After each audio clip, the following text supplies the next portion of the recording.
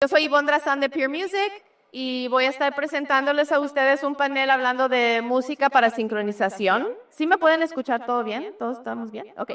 Entonces voy a invitar ahorita a mis panelistas.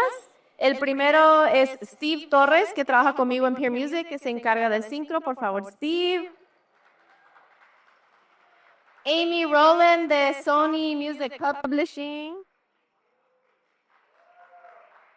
Y Juan Ponce de Telemundo Studios. Pues gracias, siéntense como quieran.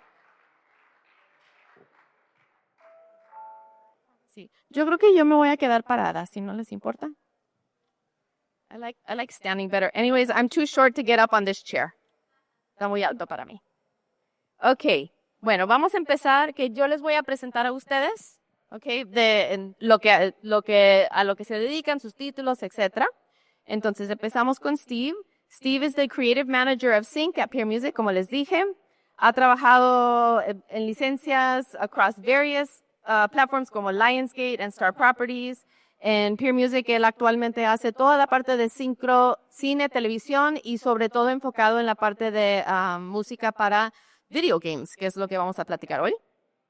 Después tenemos a mi amigaza Amy Rowland, que es VP Sync and New Business en Sony Publishing. Ella trabaja en Sony Publishing para Latinoamérica y US Latin. Ella es she leads synchronization and licensing efforts across the entire region. Y trabaja también en film, TV, brands, gaming, merchandising, un poquito de todo. Entonces aquí también entre ellos dos tenemos a lot of information between the two of them. Y por último tenemos a Juan Ponce, que es el Senior Vice President de Telemundo Studios. Juan serves as, he's responsible for including Telemundo Streaming Studios to produce original premium scripted content exclusively designed to fulfill the growing needs of direct-to-consumer platforms. That's awesome. Ok, y el último, mi colega Juan Carlos Maya de Mixto, al final tuvo una emergencia, no puede venir, so I'm filling in for him. But he is a specialist in advertising and music for advertising. So, Toasty, hi. And so I'll be covering for him so we can talk a little bit about advertising too, porque me parece que es algo bastante importante. Ok, bueno, empezamos entonces. Vamos a empezar primero contigo, Steve. I think, como les mencioné, a big part of what Steve does is music for video games. And we've had a lot of conversations about video games in recent days. And so I think it would be interesting for you to explain a little bit about the challenge of getting music into video games, but the payoff is really big when it finally happens and what that's like. Yeah, so, well, that's not great. I guess you guys can't really hear me. Now you're awake. Buenos días, buenas tardes. Well, it is a really big challenge because in the end, when to place any song in any sort of video game, in cualquier juego, it's like catching lightning in a bottle. There's so many people who want to be in this space. ¿Cuántos artistas? De artistas que son relativamente nuevos hasta como a Bad Bunny. So, para que tu canción, tu tema, le gane esa oportunidad a quizás una canción de Bad Bunny o de J Balvin, pues obviamente tiene que ser de alta calidad, ¿verdad? Entonces, that's the big problem. Your music has to be high quality, and not just that, todo tiene que estar listo para estar licenciado. O sea, ¿quién controla todo el porcentaje de editora? ¿Quién controla el máster? Tus coescritores también tienen que todo estar ya listo para estar. Eso también además es un punto muy importante, yo creo que dentro de la sincronización en sí, para poder colocar canciones, it's really, really, really important to have your business straight. So, Amy, maybe you can fill in a little bit too about that side of it since you do a lot of the licensing and you're involved in all of that side. Absolutely. Well, I love what you said about catching lightning in a bottle, Steve. It's true. The placements are so coveted and we know we really treasure each and every one. Yeah, the best advice I think that we can always give an independent artist, especially, or really any songwriter, artist, business owner, is you're a creative. For those who are creatives, you're a creative. You're also a business owner, and you need to treat it like a business. You need to have everything, all your ducks in a row. So when that one opportunity comes, when Steve's pitching, when I'm pitching, when, anything's happening, you're able to quickly move. So splits are important. Yeah. When you write the splits, song. ¿Ustedes saben lo que son splits? Everybody knows that? Okay, so Also, not only do the percentages have to be clear, pero tienen que saber quién controla qué parte. So if there's 5 writers and there's 5 publishers, you should know when you're pitching it or when somebody is pitching it on your behalf, quién exactamente controla cada pieza, because it can get held up and then they'll move on to the next one. They don't have time, right? Absolutely. No. And if there's a sample, an interpolation, something that maybe sounds like it, that's reminiscent, check. Everybody needs to know that. So yeah, really having that in order, and then also having your assets in order. Make sure you have your WAV file. Make sure you have your instrumental track. Make sure you have your lyrics. What am I missing? Those are the big 3. Wave files. Like you can send an MP3. MP3 está bien como para hacer el pitching. Pero de una vez que quieren utilizar la canción ya en el sincro, necesitan a wave file. And also the instrumental, if they need the instrumental, it has to be a wave file. Or they might even ask you for stems, because they may say, queremos toda esta parte del verso en instrumental, pero que entre el hook con la parte vocal. And so all of those, toda la herramienta, también ustedes lo tienen que tener exactamente a la mano y sabiendo con quién y a quién mandarlo. También la letra, the lyrics have to be both your English translation and the original Spanish if it's in Spanish as well. Oh, yeah, that's a really good point. There's so many cooks and clean versions. Exactly, that too. Yeah, that's true. So maybe we can talk a little bit about advertising since you brought that up. So for advertising, clean is really important. Cine y televisión, no tanto, porque dependiendo de la escena, está, and like what the rating of that actual film or television show has, eso puede variar. Pero en advertising, sí, es forzosamente, tiene que ser clean, right? So you have to make sure that you have clean edits of stuff as well.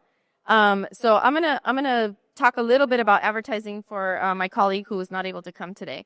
So one of the things that I asked him about before coming is, what is an advertising agency looking for versus, in other words, is it a big name artist where somebody hears an advertising and they go like, oh, that's I don't know, Natalia Lafourcade, I recognize that. Or is it just something that can be anything, but it fits the mood? And what he told me was that it absolutely is about the mood. It has to fit the scene. Sometimes there are big brands that want a recognizable song. Eso pasa. Pero en términos generales puede ser algo emergente. It just has to have the right feeling. And so I want to play for you guys actually one of the campaigns that he sent over to me, which is, if you guys have it queued, I want to play the Acura spot. Do you guys have the Acura spot? Let's take a look at that really quick, and then I'm going to talk a little bit about that one too.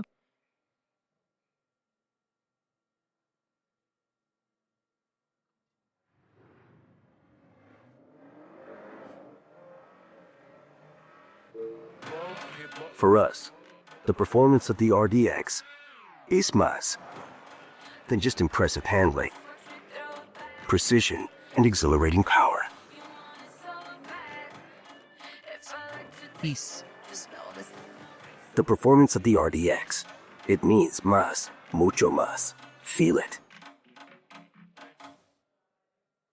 So as you'll see in that spot, not only is the song multilingual, I mean, that song had English, it has Spanish, it has Portuguese, but even the spot itself, the copyright is in English and Spanish. So what he really was looking for was something that could capture the pace of the campaign, that included the multicultural aspect, that had a connection to specific artists. So on that track, it's J Balvin and Anita. And so finding that required a very, a long search. But another thing that we're talking about as far as, being able for something to be licensable, that particular song had 6 publishers, right? Including Sony and Peermusic.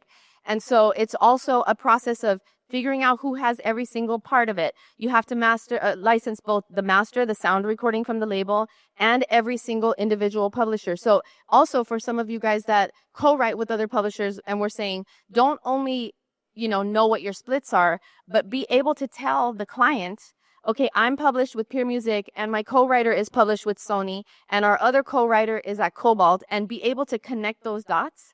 Because again, if not, these advertising agencies, they receive 20, 30 songs for consideration for any of these spots. And if that stuff doesn't happen quickly, they're on to the next, So that's something really, really important also to keep in mind.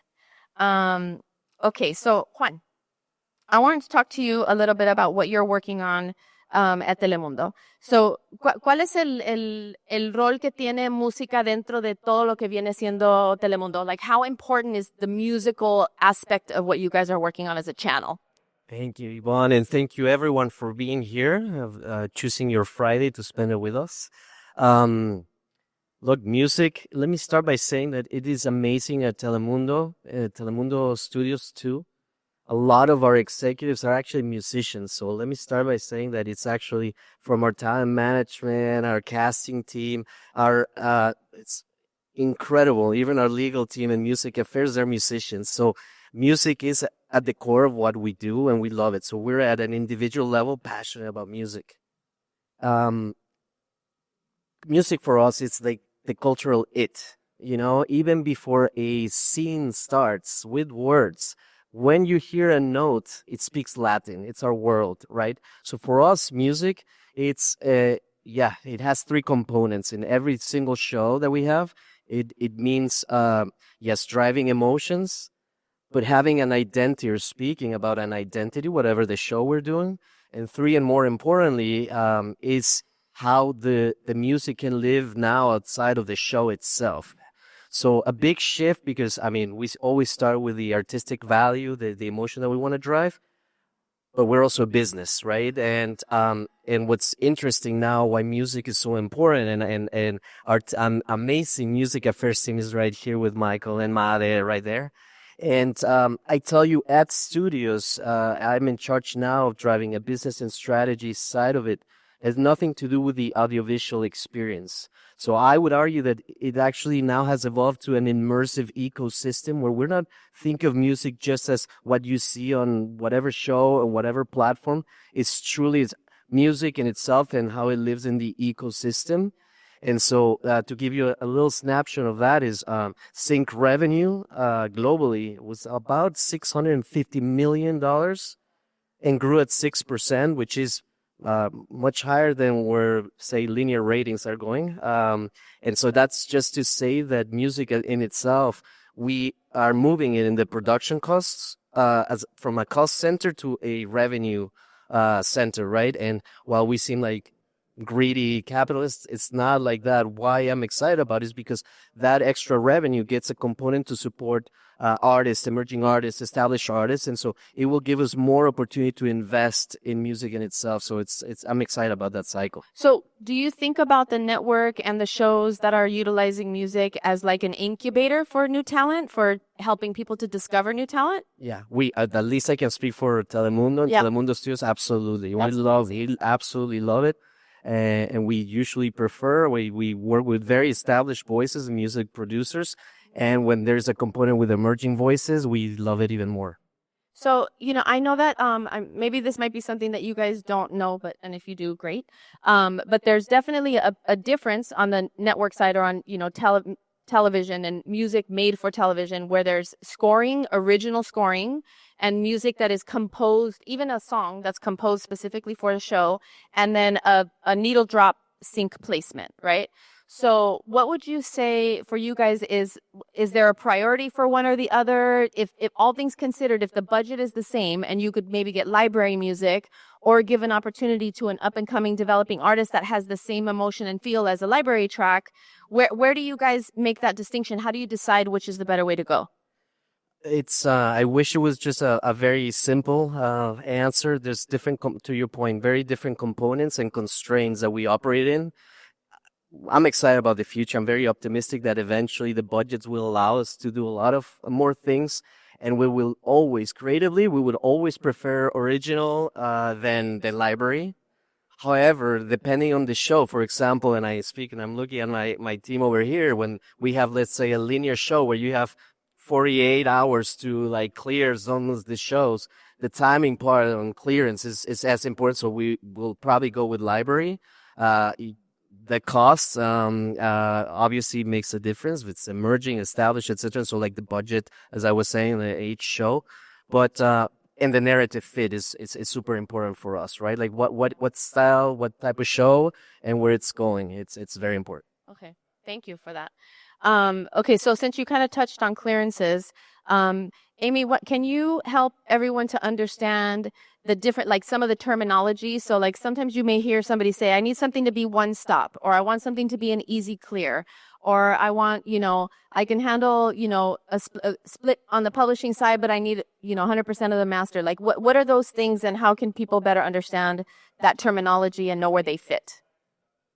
I think the main thing, or the most important thing to understand, is we're here to serve our clients. So artists, songwriters, publishers, that's our job, is to fit the music needs. It's, as one said so eloquently, music drives everything, right? All the programming. When people say they don't have money, I always say, well, imagine a movie, imagine a TV series that has no music. It's very hard to imagine. So Easy to Clear is just what it sounds like. It's a situation in which a song, we know that we can go to the client and say, there's not going to be any problem clearing this. It's a little different than a one-stop. A one-stop, generally, one rights holder owns everything. So we have 100% of the publishing, 100% of the master. There's times we get creative. Here with my friends, we've done some quasi one-stops. It's, I guess, more of an Easy to Clear, but maybe create a new song. We had Cheche Alara and Gabby Moreno get together, and we were able to do a song that we delivered as a one-stop to a client. So it's really all about that speed of delivery, being able to clear the song within the budget, knowing that union fees aren't going to pop up, or that whatever samples, any of the situations that we talked about before, really being able to know that the client can trust that when they come to us, that solution is going to be one that's not going to have a problem later on. So that's what basically Easy to Clear and One Stop is. What was the other? Oh, master refers to the recording. The song is the song, the composition, lyrics, melody, individually, collectively. That is the song. So we were talking, earlier backstage, we were in the green room, we were discussing, exactly some of this terminology. And one of the things that came up, and I will say, as a music publisher on the A&R side, right, I work with songwriters, and I know that sometimes your budgets are limited, and, needing to have mixers and people who can master your recordings. And there have been occasions where you may decide, I don't have enough money to pay, say, a mixer or, someone who's going to handle mastering. Let me just give them 5% of my song, or let me give them 2% of my song in order to compensate them, in the hopes that that song will create something. So I understand that sometimes that's a necessity. But what I want you to also keep in mind, if that is absolutely a necessity, is that person, whoever you end up giving that maybe 2%, 5%, whatever minimal, percentage you give them as compensation, they now have control of even that tiniest percent of that composition. So that means that if a sync opportunity does come up, they are the ones that are going to have to issue a license or sign a license or negotiate a fee on your behalf, on their behalf. And sometimes I've seen in my experience that 2% from an engineer lost a sync because they didn't know what they were doing. They didn't answer an email. We couldn't find them. They sent in the wrong paperwork, so if sync is a focus for you, if it is something, an area that you see as your skill and that you see it as an area for growth, just understand that if you do need to make those kinds of choices, it's understandable, but know that you need to have that conversation about, like, how are you going to handle your business in case something comes up? Or at the very least, ask them, is it okay if I represent your share on your behalf so that when we do have to do licenses, we'll be able to take care of it? So just something for you guys to keep in mind. Okay, so I'd like to look a little bit into the future. So I would like to ask from all three of you, individually, where do you see in your respective areas the future of Latin music in sync? What are you starting to see as a trend, and where do you see that it could potentially go? We'll start with you, Steve. Yeah, it really depends on what they're doing, especially in video games and in film, TV, can be a little bit different, but it's all about the culture. So, la cultura es que mueve todo. So, en un instante como un juego de EA Sports, van a usar una canción de J Balvin o otro artista latino, Peso Pluma, porque it's what the people are listening to. They want to borrow that culture. They want to showcase it, porque donde está la gente is where the money's at. That's kind of like how our society works. But there's still the benefit of it, because you get to showcase that culture and showcase that music. So as long as we're around, as long as the culture is thriving, the music will follow. Now, there are, current events that are kind of like throwing that through the loop a little bit, along with the way Hollywood on film and TV has been changing and recovering from strikes, COVID, but it's still a little bit in flux. It's really just about the culture driving the art. How about you, Amy? Well, as Latin music becomes more and more global, we see an increased use of it. I think, when I started in this industry, we would see a lot of placements that were either big evergreens, or simply sounded Latin to try to fill a spot, and maybe it wasn't really Latin and they really missed the mark. So something I've been excited about seeing is there's a trend. There's a lot of music supervisors who are hungry for authenticity. So we're really being given the opportunity to come in authentically, to make suggestions, drilling down to specifics, like it's from this specific area of Colombia, and del Chocó, no? And then we're able to deliver on that, to make suggestions. They're open to the conversation. It takes sitting down and having those conversations. I'll never forget, some years ago, I had a music supervisor literally come to us and say, yeah, we're looking for regional Mexican music. Like Suavemente. Oh. Yeah, I wish I were joking. Yep. I have started like that. And I'm fully aware that it has been covered in regional Mexican, but that was not what this music supervisor was asking for. So now we have, I think, an understanding and an openness for really a hunger for that authenticity. And that's a lot of, it's not just Latin, and I don't say just, it's not Latin music. Latin music is part of the general market. And as it becomes part of general market, we've also seen budgets be a little more friendly, because it used to be also Latin was really relegated. And that's not talking about our Hispanic network partners who have always, authentically looked for it. We're talking about in the general market, we've had that opening. And, in the Hispanic market, we're going to continue to support the Latin music, right? Yeah. Authentically. So I'm excited. I'm excited for the authenticity, for the opportunity, and in a digital world where there's so much music available, so many amazing talents. I had a music supervisor ask me for music, but he wanted more flamingo guitar. Oh, yeah. Like the bird. Yep. And I was like, I'm sorry. Right. That's a bird. I think you mean Spanish guitar? Do you mean flamenco? What are we talking about? Anyways, I'm sorry. Go ahead. You know what? I'm excited about that, because that means opportunity, even challenging for us, but it's an opportunity because at least they're asking for something. And so I think, to Amy's point, if I may follow up on that, is Latin music in the U.S. I think there was a report on Monday or Tuesday, an industry report that said that Latin music actually grew by 8%, completely doubling the general, like the non-Hispanic music in the U.S. This is in the U.S. So to me, what's interesting is the music crossover from Latin artists into general market, to Amy's point, is completely ahead of the audiovisual side.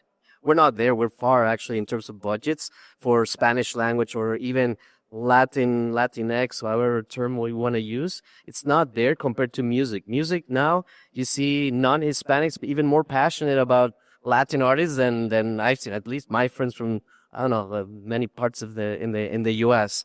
So that's exciting that it's being completely infused. For us, now speaking about Telemundo, 2025, it's just a little sample of what the future may hold in terms of music, and it's going to be, the pun intended, the loudest year for us, meaning we have a make a band show that I don't know if we released the name yet, but anyway, it's coming. And then for our linear show with Velvet, that we have announced, we're working on an incredible surprise with nostalgia, contemporary version, modernized version of originals. And then for the streaming shows, in partnership with my music affairs team, we're literally thinking of soundtrack experiences that may or may not even be tied to the shows in itself. And so, like, structuring that is super complex. When I hear all the terms, I get really stressed, and I look at my consiglieres, because, there's a lot of complexities. To your point, we're not thinking just about the visual experience. We're talking about advertisement. And when I talk about the marketing wheel, it's how can the music and the experiences live in TikTok or in, Spotify or in podcasts and so like we, from our side, you're gonna be living or expecting a lot of life experiences, crossover experiences in different mediums, and established talent and up and comers. So we're super excited. It's amazing. I'm so happy to hear too that you guys are developing more projects that are going to be able to showcase music, to be able to develop talent. All of that is really exciting. I'm sure for everybody that's here too. That's really exciting. So I'll speak on behalf of my colleague who wasn't able to come today. But he sent me an answer to this question, and I just want to read it to you because I think what he wrote was really incredible when I was asking him about, where the advertising agencies are gravitating towards. And he said, there's not just an appetite for Latin music in advertising, there is a hunger. Latin music isn't a trend anymore. It's a foundational flavor in the brand storytelling kitchen. What's evolving is the palette. This is the part that I thought was really interesting too. Brands are moving beyond reggaeton and tropical cliches. We're seeing demand for everything from classic boleros to música mexicana to Afro-Caribbean fusion, Latin indie, and even Latin trap with a cinematic touch. So it's really great to see. I mean, I don't know if you guys have noticed, but I personally, I like to watch a lot of TV. And even in just general market advertising campaigns, I'm hearing sounds that are absolutely authentically Latin. And they're understanding that it's not just about targeting a Latin audience with a specific brand or a car or any, travel, anything. It's really about having like the globalization of music and how that is starting to seep into the advertising agencies as well as in film and television. So it's really, really, really exciting to hear that too. Okay. So I don't know. How am I doing on time? Are we good? Okay. Do we have time for questions? Yeah? Okay. So I think I have a couple more questions and then maybe we can open it up. Are there people that might have some questions for us? Okay, great. Awesome. Okay. Hold on one second. I'm sorry. I need to scroll. I could chime in with an anecdote. Yes, Those please. lines. Thank you. So what you were just sharing that Carlos had sent you the answer reminded me of an example we did recently. We have an independent. No, she's not independent. She signed to Sony Music, but recently she's an artist in development. Jay Noah. We got a brief from Taco Bell. Well, they actually requested a song that was very challenging to clear because it had some big name songwriters on it, and they had very, very limited budget. So we said, hey, there's similarities with Jay Noah. Take a listen. Because we were able to create a easy to clear situation, despite there being a sample, because she had sampled from a library, or her producer, Truco, had, we were able to offer a solution, and that ended up actually growing from a Hispanic market spot to a general market, and it is non-general market for an independent artist, first time on national TV in the U.S. That's great. I mean, that we actually just recently, Las Cendejas, who's going to be performing later tonight, we were able to secure a placement for her in a Garnier campaign in France that was originally just supposed to be for the European market, and they decided to keep it for the entire world, and so now it's a global campaign. So the appetite for Latin sounds is global, period. Yeah, if we want to throw in another anecdotal side on the video games and los videojuegos, we have a Peermusic artist, Noemi, que our UK office was looking for Latin music for un juego, eFootball. That's made by Konami. It's a Japanese company, but they were licensed out of the UK. And they're like, we want some Latin music out of the US that's going to be authentic. It's going to be featured in this game.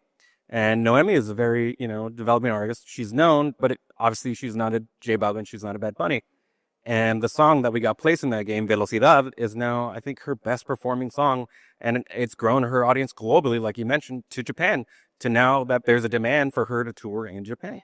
I mean, those are things that are allow for discovery. Like whenever you have on Telemundo, if there's a song that comes on any of your shows and the ability to Shazam that song and see who that is, and you're directed instantly to the streaming platform and be able to listen to them. Same thing with advertising, same thing with video games. And so these are also really great, like I said, incubators, opportunities for artists to be seen and heard and to further develop their and then imagine from that Shazam taking into a documentary in the life of the artist. So we want to get to know the talent that then gives us more and more and more, because that's part of who we care. We care about the hearts inspiring other hearts. Yeah. I think, where you're going. Yeah. Sync is really it's a great gateway, I think, in all aspects. Okay, so I think we're running a little long time. Okay, so why don't we open it up for, I think maybe we can do 2 questions. Is that okay? 7 minutes. Okay, so let's do one. The gentleman back, sorry, right behind you you raised your hand first with the red. How can I help you? T-Rex.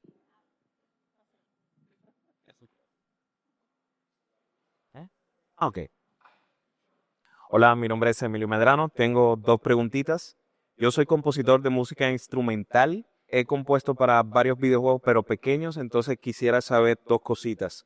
¿Qué plataformas o librerías ustedes recomiendan y cómo acercarme a la parte de sincronización? Porque realmente, como hablábamos ahorita, es diferente la sincronización de componer música original. Me gusta más la parte de música original, pero quisiera saber cómo acercarme más tal vez a la sincronización. Y en el caso de la música original, también algún consejo sobre cómo acercarme ahí para oportunidades más grandes. Bueno, te puedo decir que en términos generales, la parte de sincronización hay agencias con quien podrías tú trabajar, porque en realidad el cliente que viene siendo either the advertising agency or the music supervisor o quien sea, ellos están casi nunca reciben directamente del artista. En realidad va por medio de algún tipo de agente. En algunos casos es la disquera, en otros casos es la editora, pero también hay agencias que representan casi siempre sin exclusividad, o sea que te representan non-exclusively, para poder tratar de ayudarte a colocar tus canciones. Entonces te recomiendo que investigues un poco a ver si hay alguna agencia que te pueda ayudar con eso. Sobre todo, yo creo que en música instrumental, dependiendo del sonido y del estilo, puede ser algo bastante útil para sincro. Entonces, si no tienes editora o disquera, entonces te recomiendo que veas alguna agencia. Y en cuanto a tu música de comercialización, right? Oof, man, sometimes my Spanish is not that great. Lo mejor sería que tuvieras, como un manager o un agent o alguien que te ayude a entrar en cuartos para poder, componer con otros artistas, o que tú mismo encuentres un artista para desarrollar, dependiendo cuál es la meta.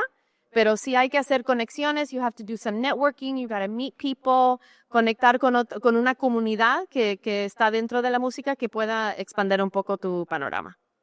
Yeah. Thank you. You're welcome. And then you had a question too, right? Era la misma. Era la misma. Sí, ya la respondí. Ah, bueno. Ivonne, un punto más sobre lo que dices. Por favor. Tu social media o tus plataformas, todo eso, importantísimo, por lo menos para estudios, que mis colegas y compañeras del estudio, nuestra líder de producción y de desarrollo, para contarles lo importante que es música para nosotros, pero muchas veces nos mandan links para, su social media o reels o algo así, pero donde podamos ver la esencia de quiénes son, importantísimo, yo creo, hoy en día, ¿no? Toda la razón. Sí, tienes toda la razón. ¿Dónde estás basado o dónde están basados? ¿Aquí en Estados Unidos o en qué sociedad están afiliados? ASCAP, BMI. También hacer uso de los contactos que tienen. O sea, ustedes son socios de BMI o de ASCAP o de quien sea. Es también hablar con sus representantes. Hay plataformas nuevas que tienen. También métanse a la página y realmente tratar de formar comunidad. En caso de Sony Music Publishing, no aceptamos material no solicitado. Peer tampoco. Sí. Ok. Porque estamos trabajando con copyrights, es un tema legal, o sea, pero sí por referencia de alguien de confianza. Entonces puede ser alguien del PRO o también un abogado manager, como dijo Ivonne, reconocido dentro de la industria, también pueden ayudar. ¿Alguna otra pregunta de alguien? No, voy a ver. Oh. Hola, este es from the stream. A ver.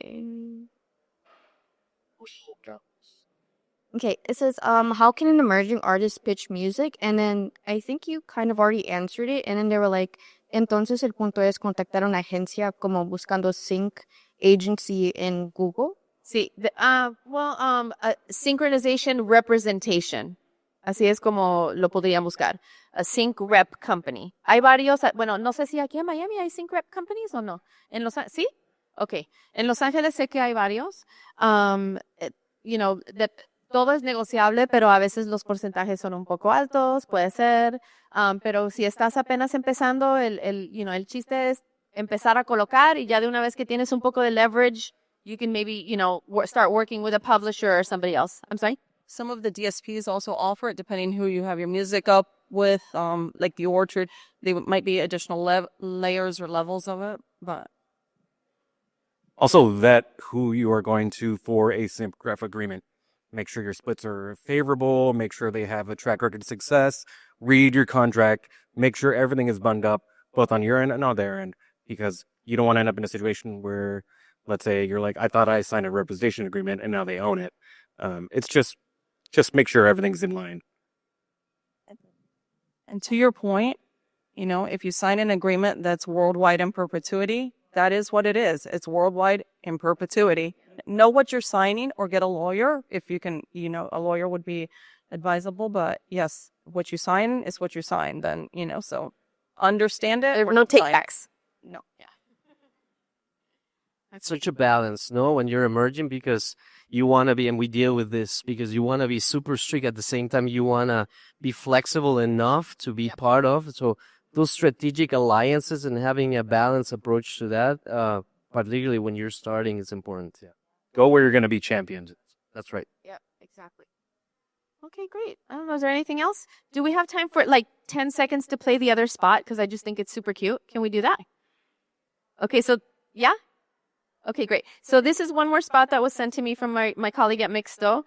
This is a Goya campaign, and this is a really good example of taking a classic song, a recognizable song, and modernizing it so that, so that you get that recognition automatically from the song. So we'll play this one really quick.